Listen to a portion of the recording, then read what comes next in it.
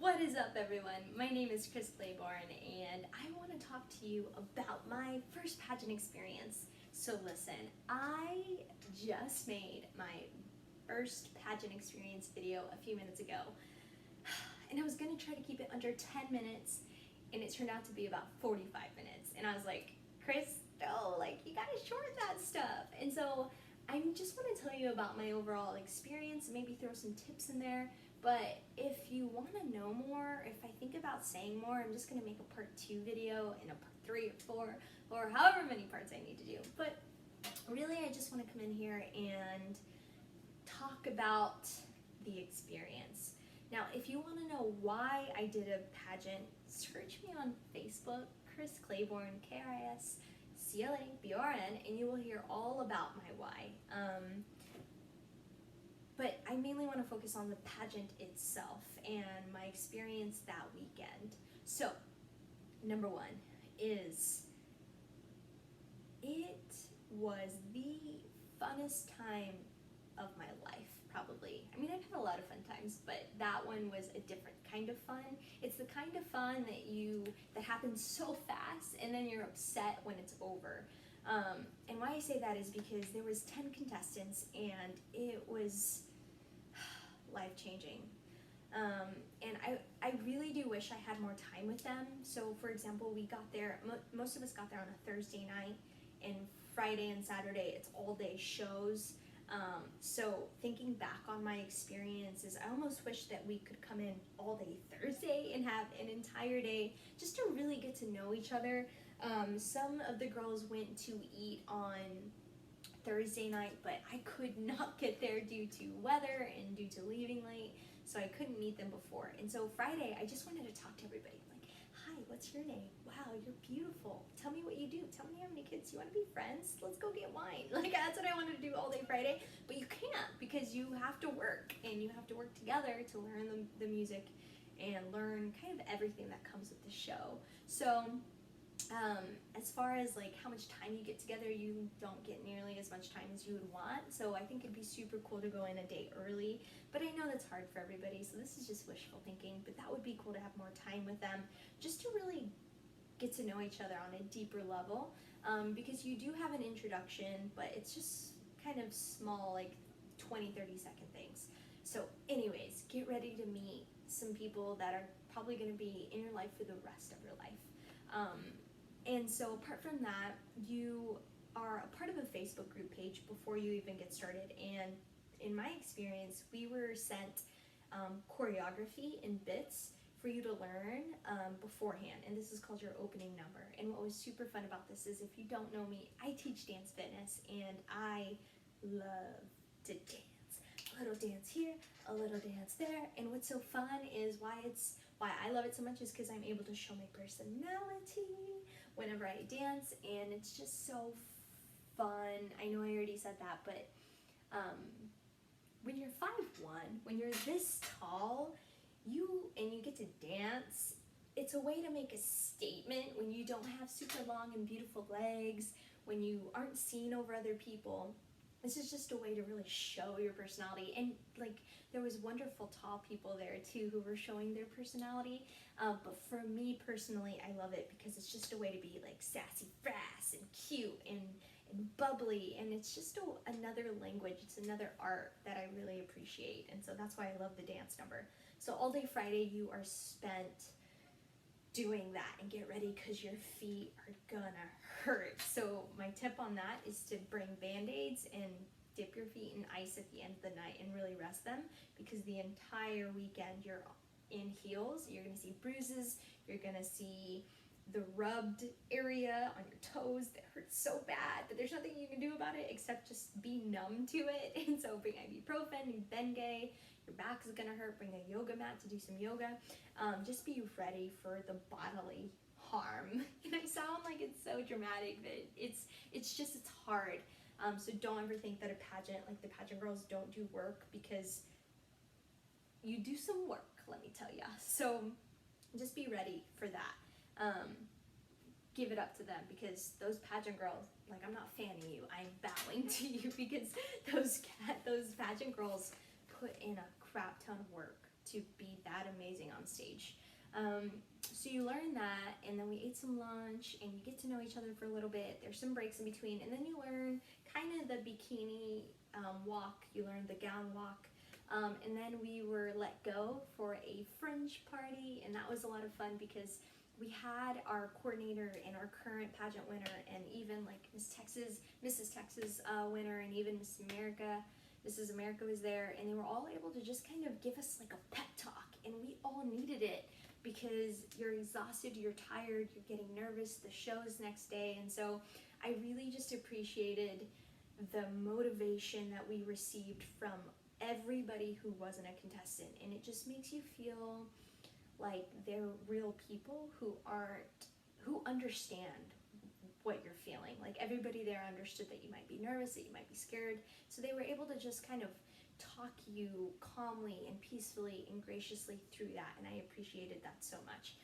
But not to mention, like, the tone of like love each other, support each other was there from the get-go, because hello, it's a pageant, and that means there's one beautiful winner, and there's 10 of us, so that means there's going to be 9 of us who don't win.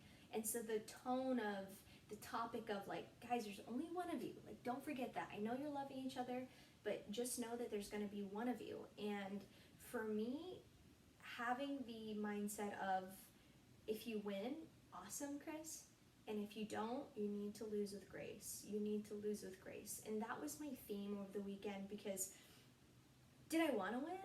Yes. I think everybody wants to win. I think everybody is hopeful to win a stinking crown.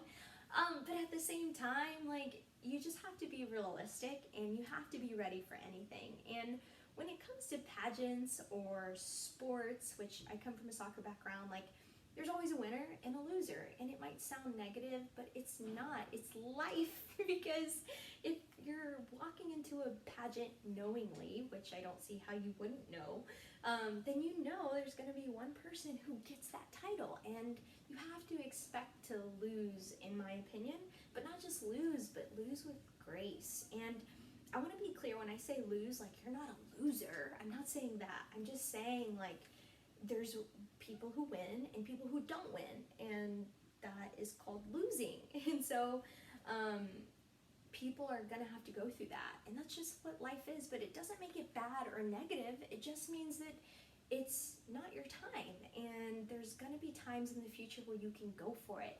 But if you can teach yourself and teach your kids and teach your students and teach your peers to lose with grace, you become a better person, and you build character that you don't typically see. So my theme was to lose with grace. And in the fitness world, I'm very, very, not necessarily comfortable, but I'm used to a lot of the fitness world. And so here I am in the pageant world, like, holy crap, what is this like? If I do lose, all eyes are on me, like, wow, she's a loser. And so I was just scared. I was scared to lose, and I was scared putting myself out there and losing. And that's why the theme of lose with grace, Chris, lose with grace. And when I say lose with grace, it's not even like losing, like you're a loser, you didn't make an impact, you didn't do what you said you were gonna do. Like, all these, like, you have to let go of those negative feelings and thoughts and own up to the place that you got, and then just show yourself love, show yourself support, show yourself grace. But it's not even about you, it's about showing the winner and the top 5 and the other people that you can lead by example when you lose. It's about showing the audience and showing people that losing is a part of life, but it doesn't make you or break you. It doesn't define you. It's just a part of life. And guess what? You get to get back up and you get to keep going. And so there is something about losing that allows you to build your character to inspire somebody else. Just like when you win, it allows you to inspire other people to go for it. But so does losing. Losing with grace inspires people to know that losing is a realistic part of life, and everybody can lose with grace. Does everybody lose with grace? No. But if you can, you are a special person, because losing doesn't define you. It's not something that's that is just such a tragedy that you cannot believe in yourself any longer. It's just a part of life. And I have experienced losing a lot in my life. I won a fitness competition, and with that, I got to travel the U.S. and be a fitness presenter. But before I tried out for that convention the year before, I tried out and I lost. And it was embarrassing, and I was sad, and I was heartbroken, and I probably cried, if I remember. It was like 2-3 years ago. But we all have our moments. Everybody deals with it differently, but get back up and keep going, because that moment doesn't define you. And it's not about what happens to you, it's about how you react to it. So Saturday came and we did our interviews, and I felt freaking amazing about my interview. There was a panel of 4 judges. They ask you questions such as, what I was asked was, tell me about K-Fit. And then they're going off a bio that you send in. And then I was also asked, what's your favorite recipe? I see that your husband and you love to cook. And then another question was, tell us about your stepson. What's your favorite thing to do together? And then another one was, what's your biggest success or biggest tragedy? And so anyways, it's if you think of it as having a conversation rather than going into this like interview where you're just super scared, then you will do a lot better. And the entire theme of the weekend is, one, for me, was losing with grace and having confidence in being yourself. I would say the most important thing for you as a viewer who's never maybe done a pageant, or maybe you have done a pageant and you're just listening just to hear what I'm saying, is always be yourself and do things with confidence. And for me, the interview, I am very, very strong in front of people, talking to people, speaking to people, making eye contact, skimming the room, making people feel seen and acknowledged and loved. But when it comes to walking on stage, walking in heels, I'm very athletic, and so I'm like, doo, doo, doo, doo, and it's not graceful. So I had to just fake confidence until I just got it. And so during my swimsuit, I had been practicing on my own for that entire weekend, and even before then. But the Mrs. America, she was also the photographer. She literally said something that will stick with me forever. And she's like, it's not, when you're on stage, she's talking to everyone, and she's like, it's not about you, it's about them. And she gave us an example. And so we had this little kind of scarf thing that we would take off, and she like did it, and she's like, this is my inner monologue. Hello world, I'm here. And then you start walking, and there's obviously a method to how you walk, and it's beautiful and graceful, and she's perfect. But she's like, this is what I'm saying in my head. It's an inner monologue. I am made in God's image, and I am wonderfully and fearfully made as you're walking. And so you're giving this audience this message, and you are strong, you're empowered, you're bold, and you're saying, look at me. And like, that's just a part of the pageant world, and it stuck with me forever. And that's exactly what I did the night of. I feel as if my swim, I really don't know, just as a personal reflection, like I just loved it. I was so stinking proud of myself because I didn't want to fall. I'm not used to those size of heels. And then the gown was super just wonderful because I felt beautiful, and my dad yelled out like, you're beautiful, princess. And I just felt these tears, and I just like feel as if I did everything in my power to own that freaking weekend and to own that pageant. And so when I look back on it, I'm so proud of myself, because there's not at one point where I'm like, dang, I wish I would have, dang, I regret, or oh, I didn't do. And it's like, no, I did it, and I did it in my opinion well. And so I'm biased towards myself, but obviously I have things to improve on, like my walk and other things that come with the weekend, and just being knowledgeable and maybe more mature in the atmosphere. Not that I was immature, but I just feel like being more realistic and being not naive, because I feel as if I was naive and I didn't know kind of the things that come with the pageant. And here's what I mean by this is there was a bunch of social media kind of things, like Make Your Why video, there's a Facebook like contest, there's a bunch of awards that you can go for. But if you're in it to win it, really it only matters what the 4 judges think about you.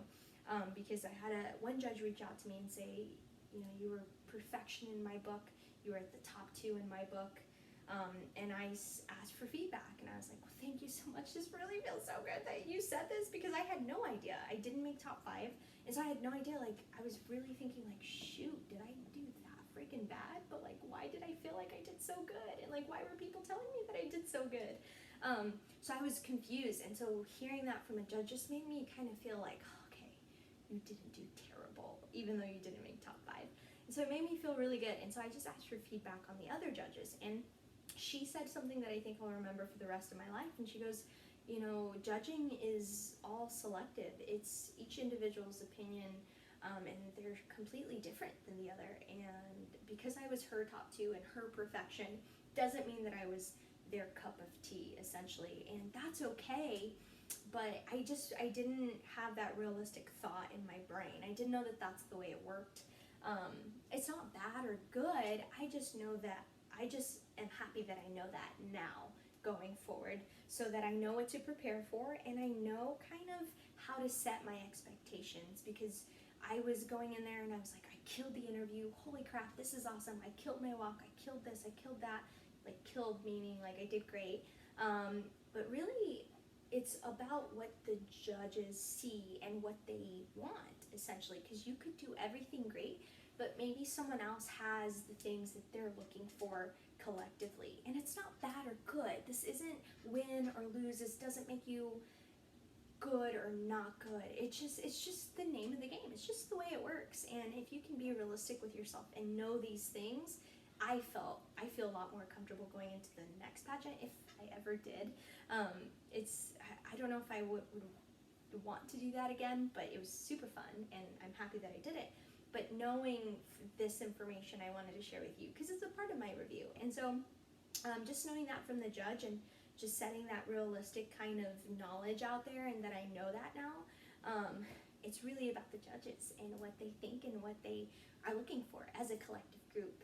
So one thing I will say, and I've already talked about this, but the entire day is super fun. You do interview, you have a break, and then the show starts. You have the opening number that you've been working on, you have swimsuit that you've been working on, you have a little break, you have a gown, and then it's awards, and I won Miss Congeniality, and it just is so fun because I just feel like that's a great honor. Like, it's just super cool because I hope I felt I had an interaction with the 9 girls that were there, and each one of them felt, whether they voted for me or not, but each one of them felt seen by me and felt appreciated by me. That's my goal. So anyways, and I also received Facebook, Miss Facebook, and top cells. I had my friends and my family there. I think I had 20 people there. My Facebook page had picture had over 1,000 likes. My Y video had over 5,000 likes. And if you didn't know, social media is my life. I'm not saying like I'm addicted. This is just my job. I have a marketing degree.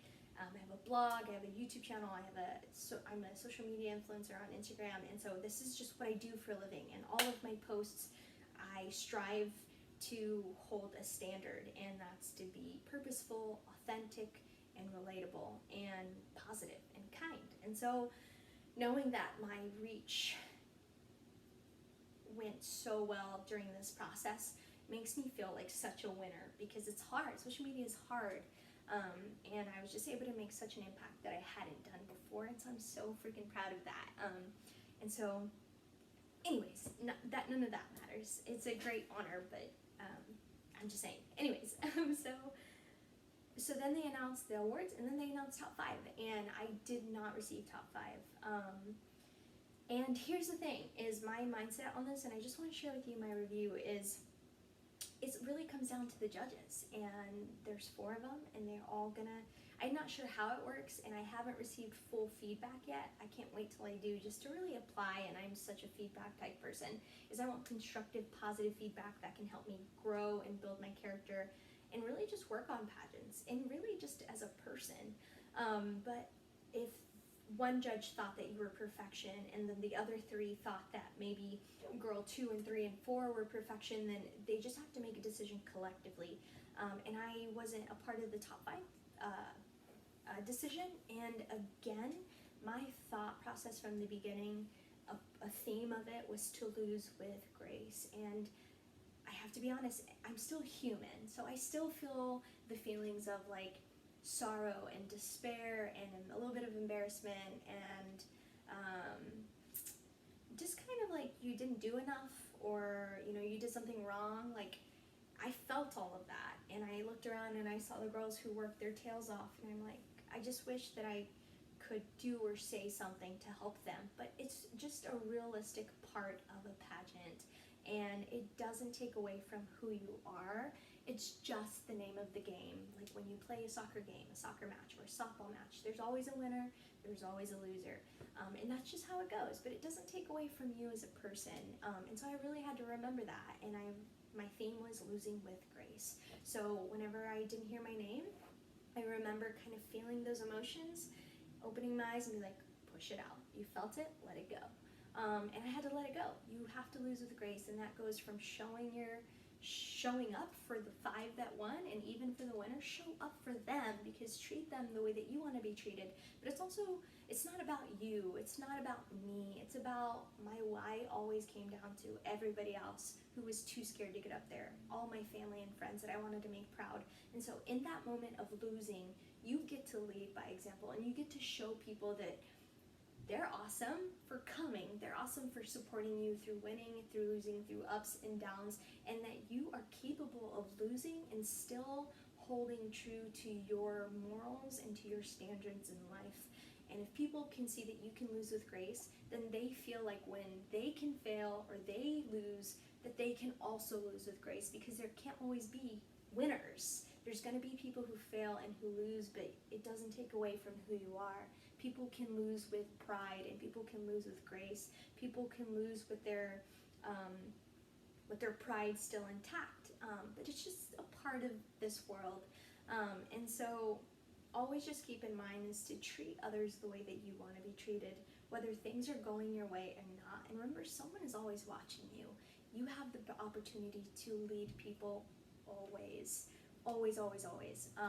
Now, with all that being said, like when I left and I was with my husband, I want to share this piece of vulnerability with you, because I don't want you to think that I'm just super Miss Perfect and I can just stay positive all the time, because it's not that. You have to be emotionally aware and emotionally in control of your feelings at the right time, at the right place. But there's also time to let go and to vent and to talk and to cry. There's a right time and a right place for that. And for me, it was with my husband. And I remember just looking at him and saying, what did I do wrong? And, we had that conversation. I had emotion. And he's super great about keeping me grounded. And because I am human and I still feel self-doubt, he does a really great job in saying, like, kind of just reasoning through with me and giving me his take, seeing what he saw, encouraging me, and then just saying, remember your why. And then I was able to go through that emotion and then get out of it. And the thing is you have to literally let go. You have to just let go of it and move on, because it doesn't take away from who you are as a person. It's just an experience, and it's just a part of life. So with that, I just want to say that reach for the stars. Go for it. Whether you win or lose, it's not the point. Do we want to win? Heck freaking yes, I will. If I ever do it again, I'm going to be like, I want to win, because I am competitive at nature. But it doesn't take away from my why. It doesn't take away from my platform. It doesn't take away from encouraging you to do things, whether you win or you lose. It's just kind of my inner competitive soccer playerness. And like, if I was playing tennis and I don't play tennis, I would want to win. If I was playing golf and I don't play golf, I would want to get the most holes. If I was eating a donut contest, if I was doing I had to eat 12 donuts as fast as I could, and Sally beat me, Sally, rematch, because I'm winning. So that's just the way my brain works. Whether it's a pageant, whether it's a fitness competition, donut eating contest, tennis, golf, cheerleading, I just want to win. And so, can I always win? No, unfortunately. But I do. And so, but that doesn't take away from any of who I am, what my goals are, what my why is, and what I want to influence you. I'm a person, and I have emotions, and apart from all of that, that is my first pageant review, and I want to encourage you to do something that gets you scared, whether it's your first pageant. This was Mrs. Oklahoma. It's for married women, and if this is something that you want to do, reach out to somebody and say, hey, I'm in it. I want to do this. And there's Mrs. Oklahoma International. There's still Ms. if you're not married and you're in the age category. You can always do the MISS. But even if it's not pageantry, maybe it's like doing a CrossFit competition, doing a marathon, doing a swim meet, doing a triathlon, going on a mission trip, like starting up golf or singing or guitar, like whatever it is, like do something that gets you uncomfortable, because life is too short to not do it. And whether you win or lose, you are still freaking awesome. So chase your dreams and enjoy the process. Always be yourself, be relatable, be authentic, and treat others the way you want to be treated, because that is not common, and you get the chance to lead by example in every situation, whether it's going your way or it's not going your way. So just have a serving heart and go be great, because I believe in you. Talk to you guys later. KFIT is here. KFIT is proud. KFIT is worthy, and so are you. I'll talk to you later. Bye.